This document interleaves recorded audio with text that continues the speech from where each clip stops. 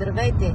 Днес ще поговорим за една много интересна тема и това е темата за добавките в храните и как да ги изписвате върху вашите етикети.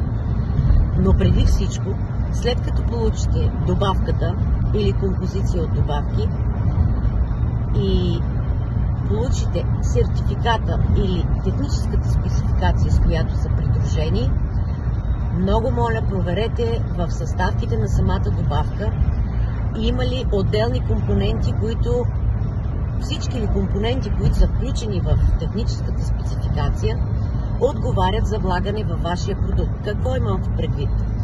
Имам в предвид, че съм виждала технически спецификации, които са предназначени за влагане в мляно месо и месни заготовки, но в състава им са включени фосфати, което съгласно изискванията на регламент 1333 от 2008 година не е разрешено.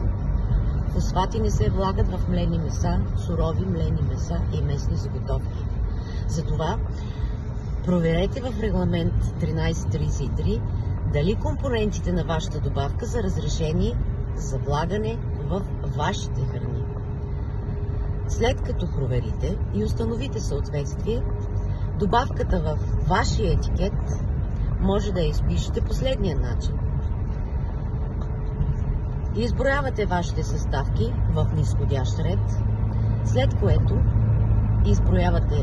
изписвате композиция от добавки или така както е описано на техническата спецификация, отваряте скоби и изброявате нейния състав. Затваряте скобите и продължавате. Надявам се да съм ви била полезна. Желая ви приятен и ползотворен ден.